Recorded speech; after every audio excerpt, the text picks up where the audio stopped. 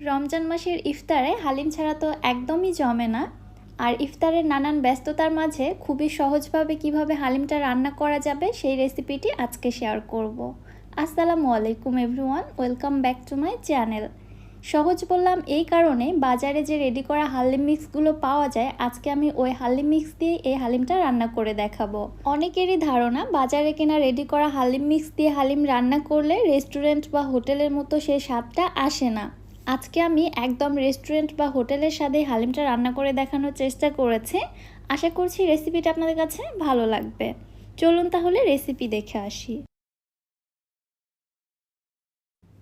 বিসমিল্লাহ। আগেই তো বলেছি হালিমটা রান্না করব বাজারে রেডি করা হালিম মিক্স দিয়ে। আপনারা যে ব্র্যান্ডেরই হালিম মিক্স নেন না কেন, তার মধ্যে দেখতে পারবেন দুইটি প্যাকেট রয়েছে। বড় যে প্যাকেটটি রয়েছে তার মধ্যে থাকবে যে এরকম কিছু চাল ডাল অথবা শস্যদানার মিশ্রণ, এবং ছোট যে প্যাকেটটি রয়েছে তার মধ্যে থাকবে হালিমের মশলা।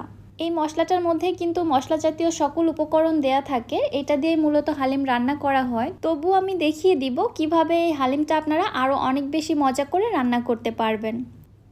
মশলাটিকে আমি এক সাইডে রেখে দিচ্ছি, চলে যাচ্ছি হালিম তৈরির মূল প্রিপারেশনে। হালিম মিক্সের মধ্যে যে চাল ডালের মিশ্রণটা ছিল ওটা আমি একটি মিক্সিং বোলের মধ্যে নিয়ে নিচ্ছি।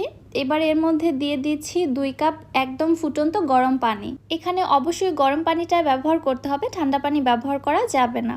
পানিটা সম্পূর্ণ ঢেলে দেওয়ার পরে সঙ্গে সঙ্গে নেড়ে দিচ্ছি, কারণ পানি দেওয়ার পরে এই শস্যদানার মিশ্রণগুলো কিন্তু জমাট বেঁধে যায়।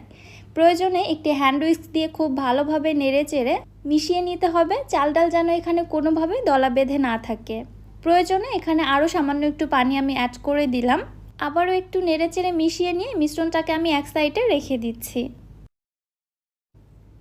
আজকে আমি বিফ হালিমটা রান্না করব, এজন্য এখানে 1/2 কেজি গরুর মাংস নিয়েছি। মাংসর টুকরোগুলোকে আমি একটু ছোট আকারে কেটে নেওয়ার চেষ্টা করেছি, আপনারা আপনাদের পছন্দ মতো কেটে নিতে পারবেন। আর আমি এখানে হাড় ছাড়া তেল চর্বি সহ মাংসটা ব্যবহার করছি, আপনারা চাইলে হাড়টাও ব্যবহার করতে পারবেন। এবারে চলে যাচ্ছি চুলাতে। চুলায় একটি প্যানের মধ্যে নিয়ে নিচ্ছি 1/2 কাপ সয়াবিন তেল। হালিমটা রান্না করতে তেলের পরিমাণটা একটু বেশিই লাগে, ভয় পাওয়ার কিছু নেই। এরপরে দিয়ে দিচ্ছি এর মধ্যে 1 কাপ পেঁয়াজ কুচি।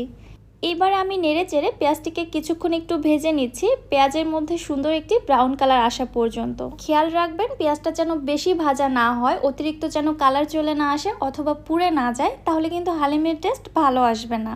ঠিক এরকম একটি কালার আসছে যখন, তখন আমি এর মধ্যে দিয়ে দিচ্ছি 1 টেবিল চামচ আদা বাটা, 1 টেবিল চামচ রসুন বাটা। আদা রসুন বাটা দেওয়ার পরেও আবার কিছুক্ষণ ভেজে নিচ্ছি, এর কাঁচা স্মেলটা চলে যাওয়া পর্যন্ত। আদা রসুনটা যখন ভাজা হয়ে গিয়েছে তখন এর মধ্যে সামান্য একটু পানি দিয়ে দিলাম, পরবর্তীতে শুকনো মশলা অ্যাড করতে যেন এগুলো পুড়ে না যায়। এর মধ্যে দিয়ে দিচ্ছি 1 চামচ মরিচের গুঁড়া, 1/2 চামচ হলুদের গুঁড়া এবং 1/2 চা চামচ লবণ। হালিম মিক্সের মশলার প্যাকেটের মধ্যে কিন্তু সকল মশলাই দেয়া আছে, ইনফ্যাক্ট লবণও দেয়া আছে, তারপরেও এখানে সামান্য একটু লবণ ব্যবহার করতে হবে, অতিরিক্ত না, অবশ্যই একটু বুঝে দিবেন। শুকনো মশলাটা কিছুক্ষণ কষিয়ে নিয়ে এবারে আগে থেকে কেটে ধুয়ে রাখা গরুর মাংসগুলো এর মধ্যে দিয়ে দিচ্ছি। এবারে এই মশলার মধ্যে মাংসগুলোকে 6 থেকে 7 মিনিট খুব ভালোভাবে কষিয়ে নিতে হবে। কষাতে কষাতে মাংসের কালারটা যখন কিছুটা এরকম হয়ে এসেছে, তখন এর মধ্যে দিয়ে দিচ্ছি হালিম মিক্সের মশলাটা। এখানে অনেকটাই মশলা রয়েছে, পুরোটা একবারে দিচ্ছি না। আমি ফার্স্টে এখানে 3 ভাগের 2 ভাগ মশলা দিয়ে দিচ্ছি, বাকি 1 ভাগ রেখে দিচ্ছি, এটা পরবর্তীতে ব্যবহার করব। আবারও নেড়ে চেড়ে এই মশলার সঙ্গে মাংসগুলোকে আবারও কিছুক্ষণ কষিয়ে নিচ্ছি। যতক্ষণ পর্যন্ত না মাংসর পানিটা টেনে যাচ্ছে ততক্ষণ পর্যন্ত এভাবেই কষিয়ে নিতে হবে। আমি প্রায় আরও 3 থেকে 4 মিনিট খুব ভালোভাবে কষিয়ে নিয়েছি। যখন দেখা যাচ্ছে মশলাগুলো প্যানের সঙ্গে লেগে আসছে, ঠিক সেই পর্যায়ে এর মধ্যে পানি অ্যাড করে দিচ্ছি। এখানে আমি 1 কাপ ফুটন্ত গরম পানি দিয়ে দিলাম, এতে করে মাংসটা খুব দ্রুত সেদ্ধ হবে। ঢাকনা দিয়ে ঢেকে মাংসটা পুরোপুরি সেদ্ধ হওয়া পর্যন্ত এভাবে জাল করতে থাকবো। মাঝে মাঝে ঢাকনাটি উঠিয়ে একটু নেড়েচেড়ে দিতে হবে। পানি অ্যাড করার পর মাংসটা সেদ্ধ হতে প্রায় 10 থেকে 12 মিনিট সময় লেগেছে। আমি চুলার হিটটাকে মিডিয়ামে রেখেছিলাম। দেখতেই পারছেন মাংসের কালারটাও চেঞ্জ হয়ে গেছে, এবং আমি একটি শাসলিক কাঠি দিয়ে আপনাদের দেখাচ্ছি, দেখুন মাংসটা কিন্তু খুব সুন্দরভাবে কুকড হয়ে গেছে। সো এই পর্যায়ে আর বেশি জাল করার কোনো প্রয়োজন নেই। মাংস পুরোপুরিভাবে সেদ্ধ হয়ে আসলে এর মধ্যে আমি দিয়ে দিচ্ছি আগে থেকে সেই ভিজিয়ে রাখা চাল ডালের মিশ্রণটা। মিশ্রণটা দেওয়ার পরে মাংসের সঙ্গে এই চাল ডালের মিশ্রণটাকে 3 থেকে 4 মিনিটের জন্য খুব ভালোভাবে কষিয়ে নিচ্ছি। এই সময় নাড়ানো অফ করা যাবে না, অনবরত নেড়েই যেতে হবে, কারণ এই সময় চাল ডালের মিশ্রণটা খুব দ্রুত প্যানের তলায় লেগে যায়। ভালোভাবে কষিয়ে নেওয়ার পরে এর মধ্যে আবার পানি অ্যাড করে দিচ্ছি।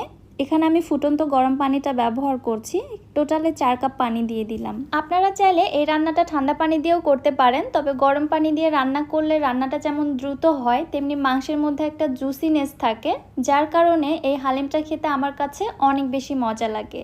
আপনারা দেখতে পেলেন পুরো রান্নাটাই কিন্তু আমি গরম পানি দিয়েই করলাম। ভালোভাবে নেড়েচেড়ে মিশিয়ে নিয়ে চুলার হিটটাকে মিডিয়ামে রেখে ঢাকনা দিয়ে ঢেকে হালিমটাকে রান্না করব আরও 15 মিনিট, কারণ এই চাল ডালের মিশ্রণটা সেদ্ধ হতে একটু সময় লাগবে। মাঝে মাঝে ঢাকনা উঠিয়ে অবশ্যই নেড়ে দিবেন, এছাড়া কিন্তু এগুলো খুব দ্রুত প্যানের তলায় লেগে যায়।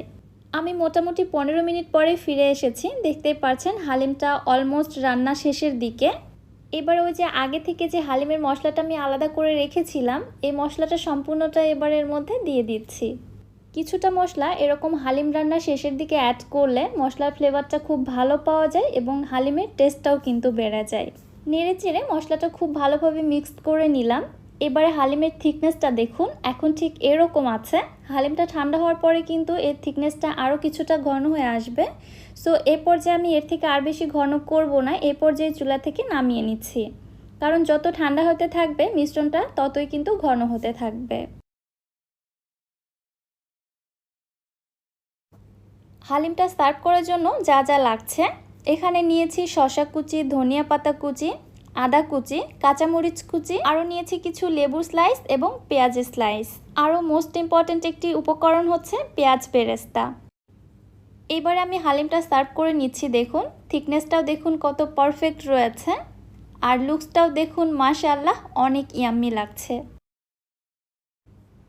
ডেকোরেশন করার জন্য উপর থেকে দিয়ে দিচ্ছি কিছু লেবুর স্লাইস, পেঁয়াজ বেরেস্তা, লম্বা কুচি করে কাটা আদা, আরও দিয়ে দিচ্ছি শসা কুচি, পেঁয়াজ, সেই সাথে দিয়ে দিচ্ছি কাঁচা মরিচ কুচি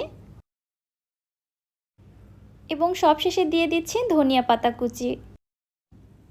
ব্যাস তৈরি হয়ে গেল ভীষণ মজাদার ইয়াম্মি ইয়াম্মি হালিম। ইফতারে গরম গরম এরকম হালিম পেলে তো আর কিছুই লাগে না। ইফতারে আপনাদের রান্নাটাকে আরও বেশি সহজ করার জন্য খুবই সহজভাবে রেসিপিটি উপস্থাপন করার চেষ্টা করেছি। আশা করছি রেসিপিটি আপনাদের কাছে ভালো লেগেছে। রেসিপি কেমন লেগেছে অবশ্যই আমাকে কমেন্ট করে জানাবেন। সো আজকে আর বেশি কথা বাড়াচ্ছি না, আজকের মতো বিদায় নিচ্ছি। আল্লাহ হাফেজ।